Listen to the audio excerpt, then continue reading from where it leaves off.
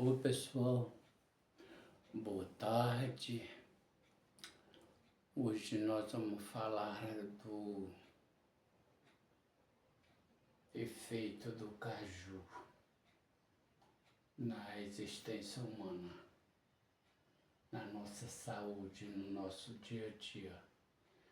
Bom, no momento que a gente está vivendo, queimada por todo que é lugar por aí afora, então, sendo ele criança ou não, você vai apelar para o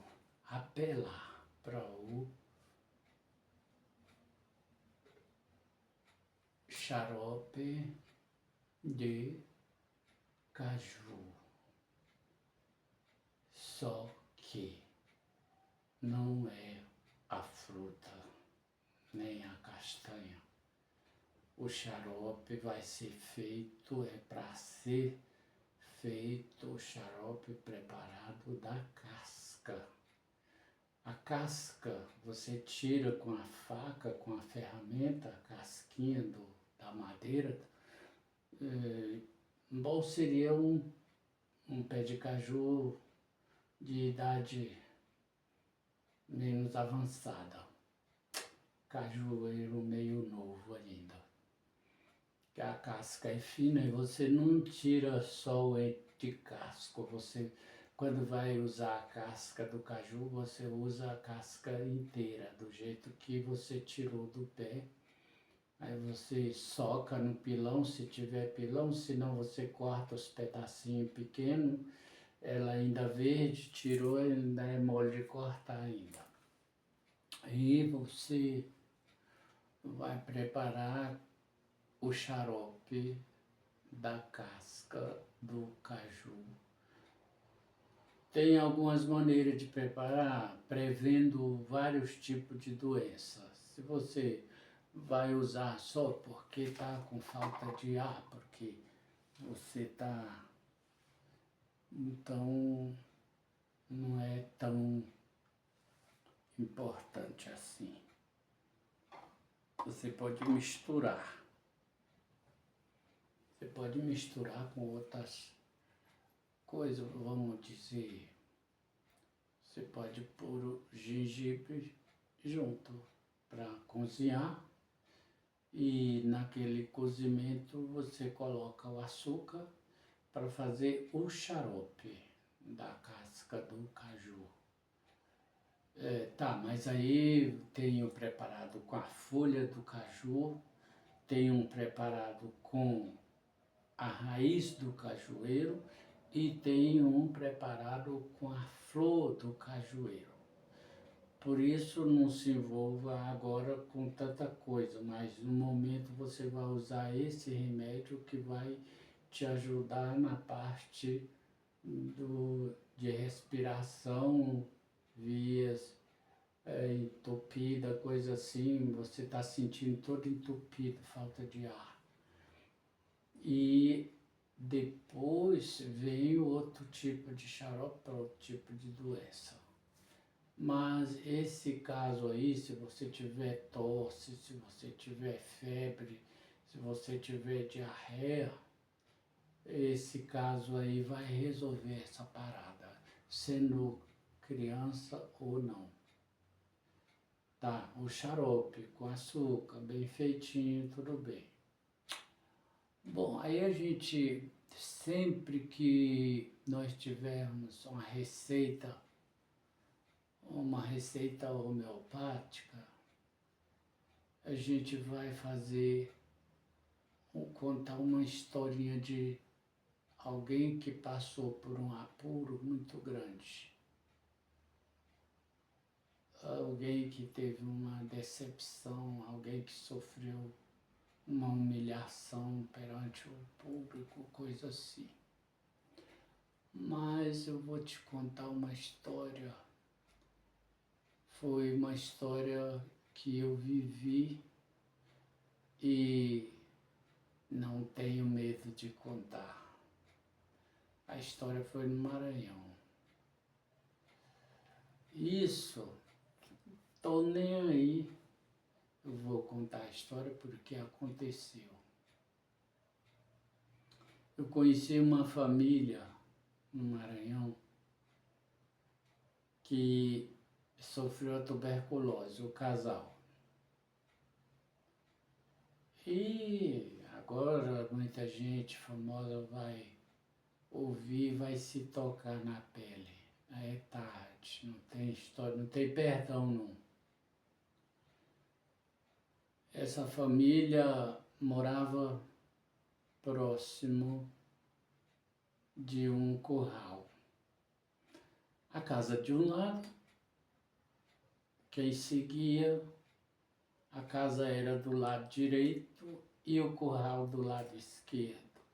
Mas aí tinha a esquina, tinha o casarão bem na esquina e naquela esquina era um comércio grande. Eu fui aplicar injeção naquela senhora, isso é o que deram para ela lá, uma injeção, e lá no interior não tinha disso não. Ele mandava chamar, fulano, mas você nem sabe se pode tomar esse remédio, esse tipo de injeção, você não pode tomar sem receita. Não quero saber, foi fulano que me deu e fulano é de confiança e pronto. Tudo bem, tudo bem. O que você já comeu hoje? Uma mãe de família, mãe de 8 filhos. Nada. Eu fui olhar a cozinha, o fogo era um fogo de talo de coco, no chãozinho ali com as pedras. Ainda não tinha acendido o fogo hoje. Eu falei, tem como fazer um chá, um café, alguma coisa para você tomar? Ela disse, não tem, porque não tem nada. Não tem o chá, nem tem o café e nem tem o açúcar. Ou seja, naquela casa não tinha nada para o vivo comer. Uma filha só trabalhava, quebrando coco no mato, ia com fome, ficava o dia inteiro juntando o coco, quebrando, trazia nas costas para vender, para comprar alguma coisa para cozinhar, um punhado de arroz. Café, quem é que ia falar em café? E se lembre, de frente àquela família era o curral dos senhores patrões. E ali tirava o leite, estava jorrando naquele balde a espuma. Enquanto do outro lado não chegava aos 40 metros, olhando para ali, sentindo o cheiro do leite, tinha crianças morrendo de fome. As crianças eram tão magras que estavam com a boca fechada, o dente estava aparecendo. Olha, não queira ver o que eu pude ver nessa minha vida, a injustiça. Eu vou falar da injustiça, até que alguém mande me prender, tudo bem, disser que eu estou errado, mas a injustiça permanece nesse país. Aquele casal morreu com a diferença aí de 15 dias de um para o outro.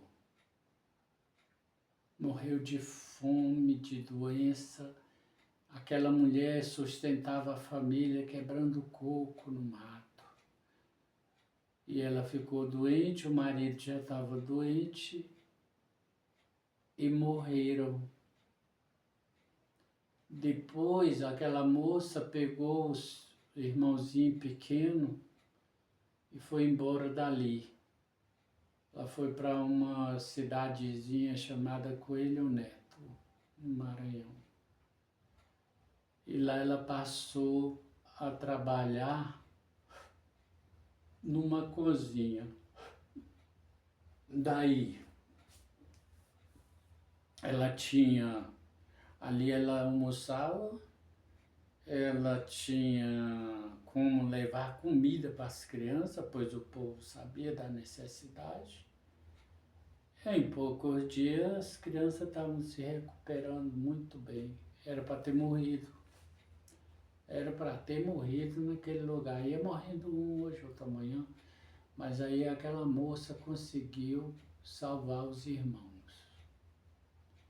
Aí foi uma coisa assim que Deus tirou o casal, mas deu força para aquela moça, para ela sair dali, deu ensinamento, coragem, pensamento positivo, atitude, e ela foi embora só com a alma e a coragem, como se diz. Daí apareceu um filho de Deus que deu um trabalho para ela lá naquela usina e salvou aquela família para metade, porque os pais já tinham ido. Isso, sempre eu vou contar uma história e sempre eu vou dar uma receita grátis. Essa receita, eu não tenho medo de passar essa receita para ninguém. Não tem contraindicação. Não. Eu vou passar sempre uma receita enquanto eu puder me comunicar, puder andar.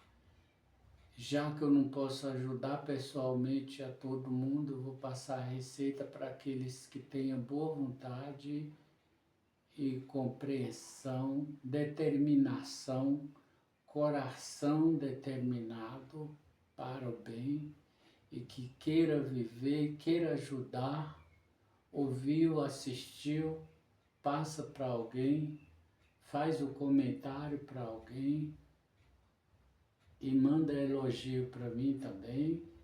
Procura entrar em contato se for preciso por um motivo mais justo, que tenha mais necessidade, que diga. Eu estou aqui para ajudar. Já ajudei muita gente, já vi muita história miraculosa que se diz, mirabolante, histórias pesadas, assuntos extremamente difíceis de você entender. Mas é o nosso país. Aqui no Brasil tem de tudo. Começar da injustiça social. Aqui no Brasil tem lugar sem justiça. E eu nasci naquele lugar. É sem justiça. O Maranhão não tem justiça. Não venham com história de dizer que o seu fulano é famoso, é nascido no Maranhão. Não, que eu não estou nem aí para o seu fulano que é famoso, nascido no Maranhão. Famoso é uma ova. Que famoso, coisa nenhuma. Famoso, se ele fizesse o que presta, ele era famoso. Ele faz o que não presta, ele pratica o que não presta. A desonestidade naquele lugar é grande demais. Valeu? Aos poucos vocês vão ficar sabendo quem é o nosso Brasil, quem é o nosso Maranhão. Valeu? E a gente vai tocando aqui a coisa do jeito que der. Faça o seu remédio. Onde pode plantar caju, coma o caju e não coma castanha. Planta castanha, porque um pé de caju te ajuda até a viver. Você já pensou quantos quilos de castanha produz um pé de caju bem grande? São vários quilos de castanha. Eu tenho pé de caju na minha terra, lá no Maranhão, numa propriedade pequena que eu tenho lá. Lá eu tenho pé de caju mais ou menos de 30 metros de altura. Mais ou menos isso, 30 metros de altura. Botando caju todo ano, muito caju. E a vizinha do lado vem aproveitando, querendo tomar conta da minha terra já faz tempo. Ai, ai, tá doido. Mas vou fazer o quê? Eu não tô lá para comer aquela castanha, é caju de primeira. Tem muito caju no meu quintal, tem buriti, tem coco babaçu, tem ginipapo, tem pitomba. O que mais que eu vi? Tem muita coisa. Tem manga. Tá, não tem quem cuide, mas tem quem use desfrutar, colher. Tá bom? Graças a Deus que produz para alimentar vocês que precisam. Aproveite, não é pecado. Coma enche a barriga. Valeu? Tenha Deus no seu caminho para onde você for. Faço questão que você se encontre com o Criador várias vezes ao dia, porque Deus está presente, está no seu caminho, no nosso caminho, e você pode encontrar com Ele diversas vezes ao dia, porque Ele é grande e está presente em tudo. Deus é energia. Deus é energia forte e está presente na nossa vida, faz parte do dia a dia. Fique com Deus.